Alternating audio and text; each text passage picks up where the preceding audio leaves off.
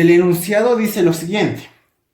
Un mol de agua se comprime reversiblemente en una prensa hidráulica a la temperatura constante de 68 grados Fahrenheit, desde la presión inicial atmosférica hasta la presión final de 100 atmósferas.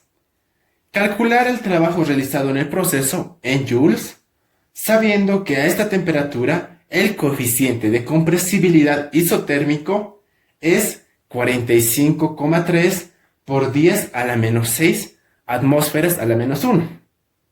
Y la densidad es 0,9982 gramos por cada centímetro cúbico.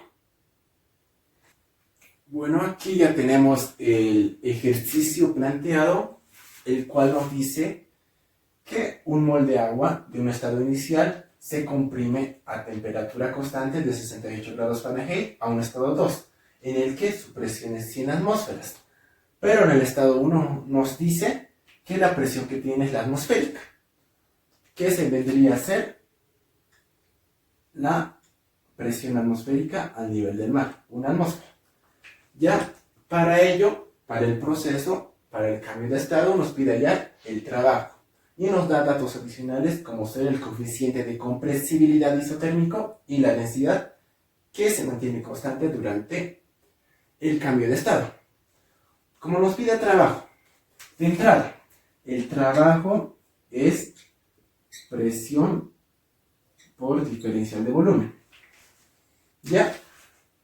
Pero en esta ecuación ya no podemos trabajar más, ¿verdad? No tenemos más que hacer. Entonces, analizaremos las variables que tenemos. El coeficiente de compresibilidad. Tenemos aquí su valor numérico, pero por definición podemos saber cuál es su valor. Beta. Por definición, ¿qué es? 1 sobre volumen diferencial del volumen respecto de la presión a temperatura constante. Ahora, ¿cómo es de compresibilidad? A mayor presión, menor volumen. Como no son directamente proporcionales, esto es negativo. Ya. Ahora, analicemos esto. ¿Qué nos está diciendo este diferencial? Que el volumen depende de la presión.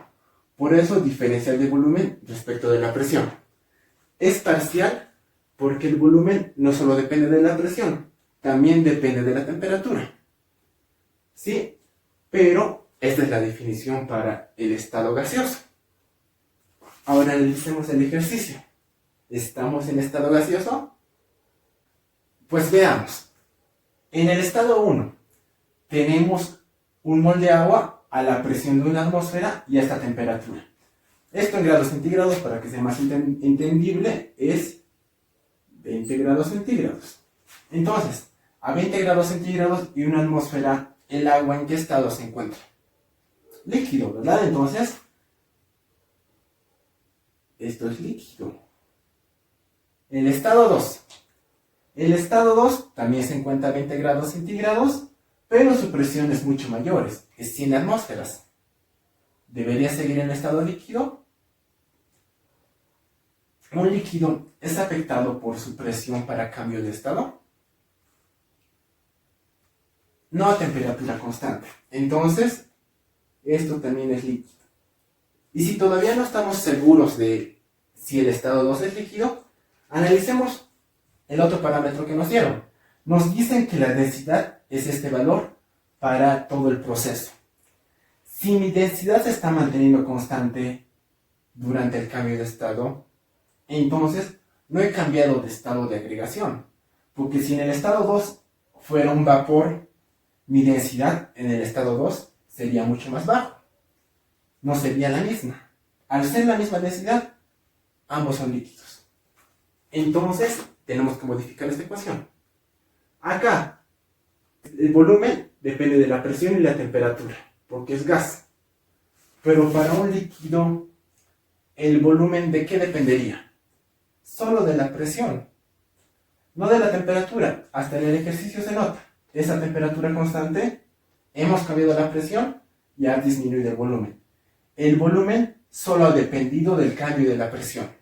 Entonces, Esto ya no es una diferencial parcial, ya es una diferencial total.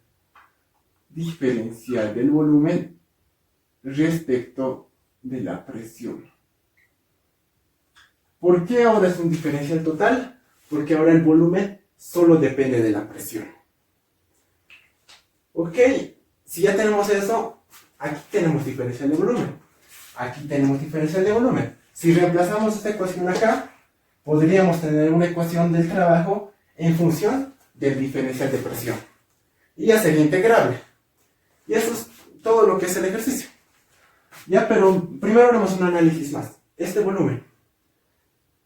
Estamos en estado líquido. ¿Qué vendría a ser un volumen en estado líquido?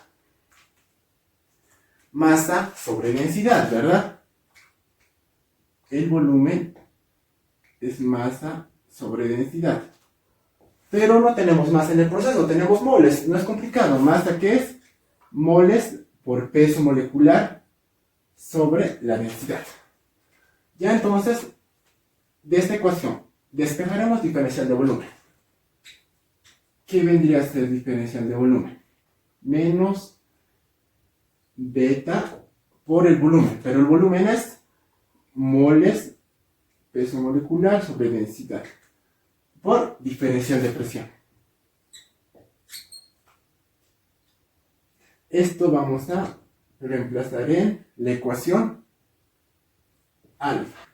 El trabajo que vendría a ser presión por todo esto. Entonces sería menos beta n peso molecular densidad presión diferencial de presión. Integrando esto desde la presión 1 hasta la presión 2. Ahora evaluemos y a la vez integremos, porque ya está todo sencillo. ¿Qué vendría a ser el trabajo? Menos beta. ¿Cuánto vale beta? 45,3. 45,3 por 10 a la menos 6.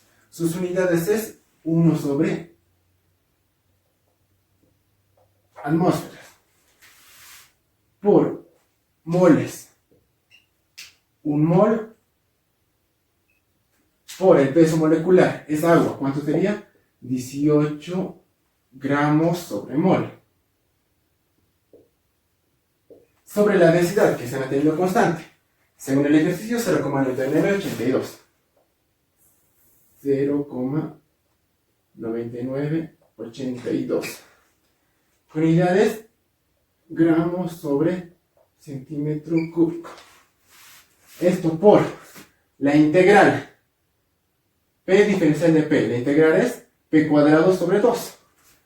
Evaluando los límites, sería, entonces factorizaría P2 al cuadrado menos P1 al cuadrado. P2 al cuadrado, 100 al cuadrado. Menos P1 al cuadrado, 1 al cuadrado. Unidades, atmósferas al cuadrado.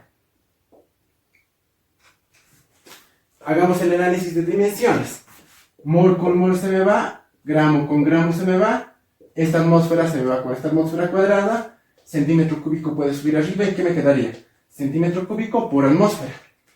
Pero lo voy a volver litro por atmósfera. Entonces, 1000 centímetros cúbicos hacen 1 litro. Con eso, ¿qué me queda? Litro por atmósfera.